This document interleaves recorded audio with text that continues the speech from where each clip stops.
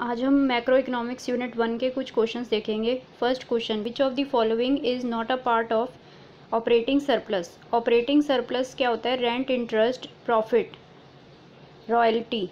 तो इसके 4 पार्ट्स होते हैं, rent, interest, profit and royalty. तो इसमें से कौन सा ऑप्शन है जो ऑपरेटिंग सरप्लस का पार्ट नहीं है? तो ये होगा mixed income of self employed. Next, difference between GDP and NDP.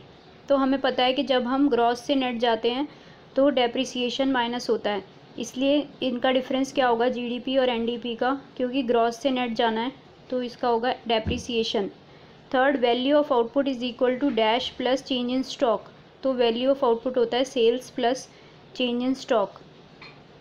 Next is which of the following is not a part of profit. Profit के 3 पार्ट्स होते हैं, dividend, corporate tax and undistributed profit. Undistributed profit को retained earnings भी कहते हैं। तो इसका answer है नॉट पार्ट ऑफ प्रॉफिट है, तो इसलिए इसका आंसर होगा interest.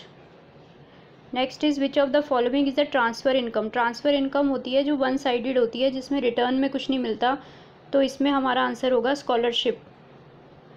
Next is which of the following will not be included in national income. इसमें इंटरेस्ट की बात हो रही है, तो जो इंटरेस्ट की डेफिनेशन होती है वो इंटरेस्ट सिर्फ प्रोडक्टिव पर्पस के लिए देखा जाता है। तो इसमें इंटरेस्ट कंज्यूमर, अगर कोई इंडिविजुअल है वो इंटरेस्ट पे कर रहा है बैंक को, तो वो अपने पर्सनल यूज़ के लिए या कंजम्पशन पर्पस के लिए कर रहा है, इसलिए ये इसमें नहीं आएगा, क्योंकि इंटरेस्ट में वही पार्ट आता है जो प्रोडक्शन पर्पस के लिए किया जाता है। Next is difference between GDP at MP and GDP at FC is equal to. अब मार्केट प्राइस से मार्केट प्राइस से फैक्टर कॉस्ट जाते हैं तो क्या होता है? नेट इनडायरेक्ट टैक्स माइनस किया जाता है, इसलिए इसका आंसर होगा net indirect tax. Next is, ये हमारा एक न्यूमेरिकल है, इसमें वैल्यू ऑफ आउटपुट दे रखा है, एनवीएफसी दे रखा है, सेल्स टैक्स मतलब इनडायरेक्ट टैक्स, सब्सिडी, डेप्रिसिएशन। तो हमें वैल्यू ऑफ इंटरमीडिएट कंजम्पशन निकालना है, तो ये कैसे होगा? इसमें अगर हम डायरेक्ट एनवीएफसी का फॉर्मूला ले लें, sales plus change in stock, जिसको हम वैल्यू ऑफ आउटपुट भी कहते हैं, फिर जब हम इसमें से माइनस इंटरमीडिएट कंजम्पशन करते हैं तो वैल्यू एडेड आता है। स्टेप बाय स्टेप भी कर सकते हैं या फिर डायरेक्ट इसको ऐसे भी लिख सकते हैं। तो डायरेक्ट लिखेंगे तो जल्दी आंसर आ जाएगा, माइनस इंटरमीडिएट कंजम्पशन, फिर माइनस डेप्रिसिएशन करते हैं जब ग्रॉस से नेट जाते हैं, और माइनस एनआईटी करते हैं जब एमपी से एफसी जाते हैं। तो हमने ये एक साथ ही लिख लिया सारा। अब हमें ऑलरेडी ये गिवन है एनवीएफसी 80, वैल्यू ऑफ आउटपुट हमें गिवन है जो कि होता है sales plus change in stock 200।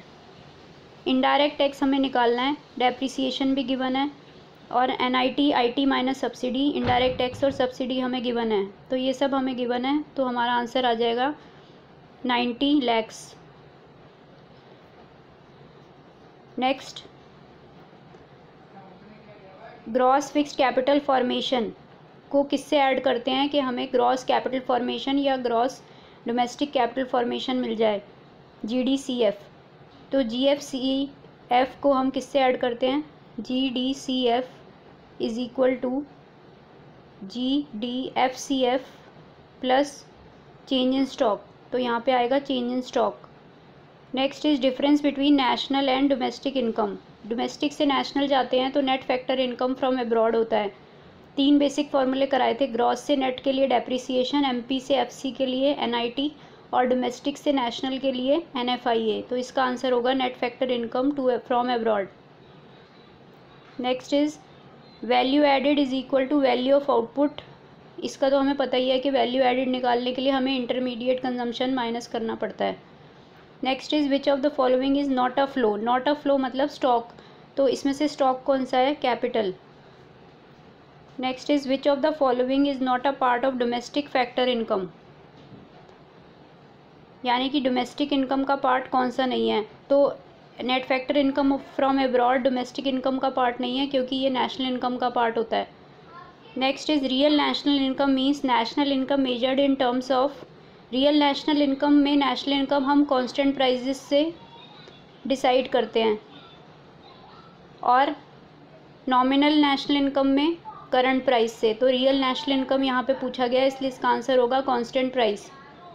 Next is dash refers to the market value of final good and services produced within the domestic territory during a year exclusive of depreciation.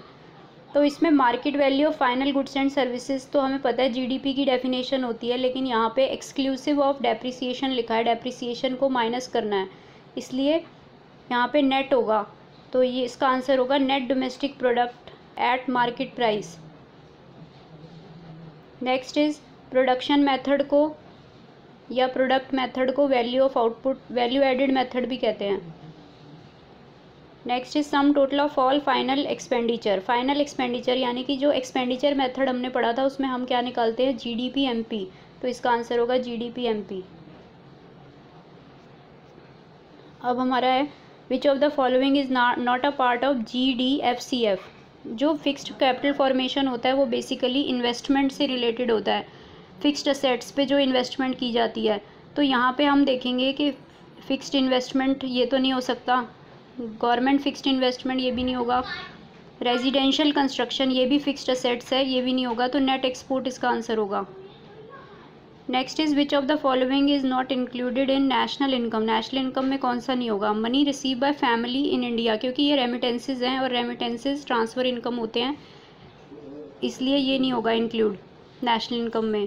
फिर अब ये हमारा numerical है, ये भी बिल्कुल वही formula लगेगा, NVFC sales plus change in stock minus intermediate consumption minus depreciation minus NIT। तो हमें इसमें सेल्स फाइंड आउट करना है और बाकी सब हमें गिवन है, तो जब हम ये फॉर्मूला लगाएंगे तो हमारा सेल्स आ जाएगा 600। Thank you.